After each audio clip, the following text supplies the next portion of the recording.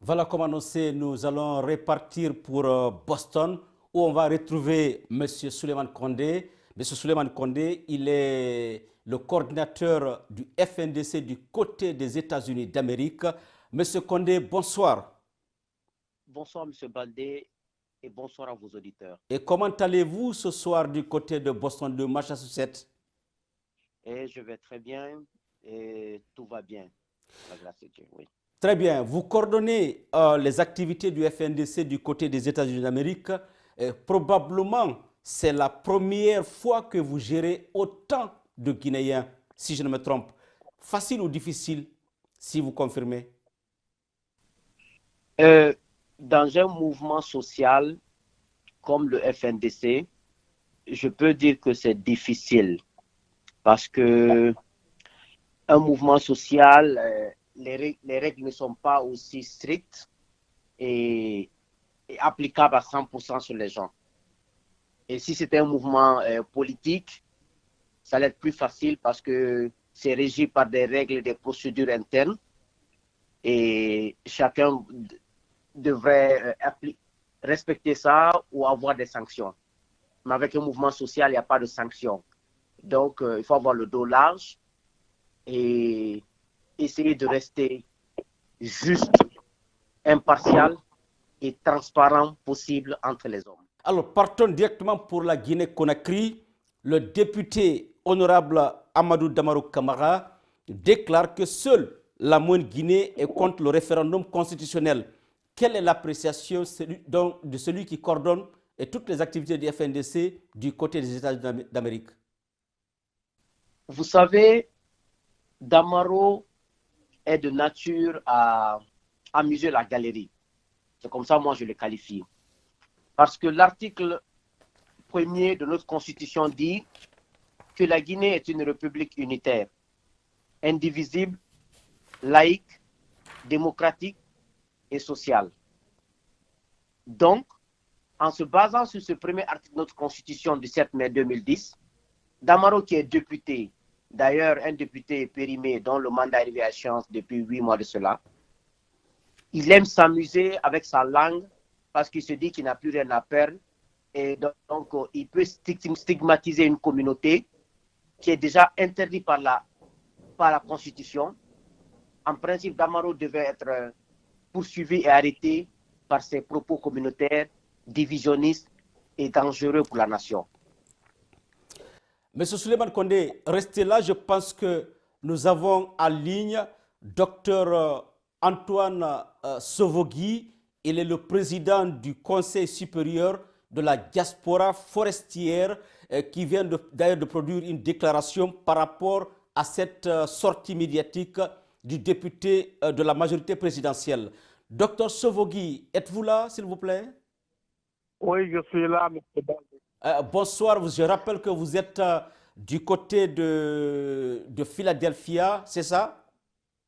Oui, dans le Pennsylvanie. Et comment vous vous portez ce soir? Oui, je vais bien. Bien, nous venons de lire une déclaration du Conseil supérieur de la diaspora, de la signature et de vous-même. Est-ce que vous confirmez l'authenticité de cette déclaration? Oui, authentique, c'est nous qui l'avons conçu, c'est nous qui l'avons signé. Alors, qu'est-ce que vous dites? Quelle explication avez-vous, quel détail avez-vous à donner par rapport à cette sortie, à cette déclaration du Conseil supérieur de la diaspora forestière? Écoutez, c'est une déclaration de la part de M. Damaro qui est complètement fausse, à 100%. Quand il dit que seule la moyenne Guinée est opposée au projet de nouvelle constitution, c'est faux et assez faux. Vous savez très bien que le FNDC a tenu des manifestations réussies dans les villes de Bofa, Boké, Kindia et Téléméné. Est-ce que ces villes sont de la moyenne Guinée? Non. L'opposition du chef de la coordination de la Basse-Guinée, c'est une opposition catégorique. Est-ce que c'est notable de la moyenne Guinée? Non. Même en Haute-Guinée, vous avez vu le professeur Lansine Kaba qui s'est prononcé clairement sur le projet de troisième mandat. Il a dit que ce n'est pas bien. Il s'y oppose. Et je vous dis qu'il y a des amis en Haute-Guinée qui me parlent, qui sont opposés à ça. Est-ce que les gens de la Haute-Guinée sont de la Moyenne-Guinée? Ou pas? Est-ce que les gens de Kouroussa sont quand Dabola Ségri, c'est de la Moyenne-Guinée? Non, ce n'est pas vrai. Il vous souviendra aussi que le NDC est présent à Kisidougou. Il est présent à Lola. Il est présent à Gekedou. Il est présent à Massanta, à Derekoye, à Beila et Yomo. Tous son antenne bénéficient d'un appui massif. Est-ce que ces villes que je viens de citer sont de la Moyenne-Guinée? Non. C'est un mensonge grossier qui est fait pour manipuler d'abord les habitants de la Guinée forestière. On les fait croire que c'est les peuples qui sont opposés à ça. Donc, arrangez-vous derrière vous. C'est de la manipulation. Et ensuite, ils veulent faire croire au reste de la Guinée que c'est une affaire entre eux et les autres. C'est très dangereux. C'est une politique de division dangereuse. D'accord. Merci, Dr Sovogui, depuis Philadelphia. Merci à vous. On vous reprend très prochainement. Merci. Voilà. De Philadelphie, on retourne donc à notre invité, M. Souleymane Condé, qui est dans le Massachusetts, donc à Boston. Monsieur Condé? Oui. La communauté internationale n'inspire pas confiance pour beaucoup. La société civile semble être très divisée en Guinée. La question, sur qui comptez-vous pour aboutir, pour que votre lutte puisse aboutir, s'il vous plaît? D'abord, cette division de la société civile dont vous mentionnez, je ne sais pas vous parler de quelle société civile. Parce que la société civile qui a décidé d'adhérer au Front national pour la défense de la Constitution au départ est toujours déterminée à poursuivre le combat avec la même énergie. Donc, je ne sais pas vous parler de quelle société civile, mais pour le moment, le peuple de Guinée et cette société civile et les partis politiques et d'autres membres des organisations de la société guinéenne sont déterminés à aller jusqu'au bout. Nous ne pouvons pas compter sur d'autres personnes ou sur la communauté internationale. Mais ce qui est sûr, la communauté internationale est à nos côtés. Mais elle ne peut pas s'ingérer à la précipitation. Il faut qu'elles attendent pour voir jusqu'où nous irons et jusqu'où ça va dégénérer. Donc c'est pour cela qu'elle est là, elle observe, mais elle est du côté de la vérité qui est le respect de la Constitution. Elle est du côté du respect des lois. Elle est du côté du respect des droits humains. Donc, moi j'ai confiance à cette communauté internationale qui prend son temps, qui analyse et qui observe et qui est du côté de la vérité. Et le côté de la vérité, c'est le côté du FNDC. Nous n'inventons rien. Nous voulons que la Constitution du 7 mai 2010 soit respectée. Et nous voulons que le président Alpha Condé ne soit pas candidat parce qu'il a déjà utilisé ses 2 mandats constitutionnels. Il a 82 ans. Donc, même s'il était en bonne santé, qu'il avait 45 ans, c'est la Constitution qui l'interdisait et c'est suffisant pour nous. Bien. Et donc, nous, on compte sur nous-mêmes et on compte sur la génération la jeune génération qui est la plus nombreuse au niveau de la population guinéenne, qui est au niveau de 60 à 70%. Et nous comptons sur les Guinéens intègres de par le monde. Très bien. Vous avez suivi tout à l'heure le président du Conseil supérieur de la diaspora forestière. Avez-vous un commentaire? Monsieur, c'est Antoine, c'est ça? Sovogui. Antoine Sovogui. Monsieur Antoine Sovogui a bien répondu.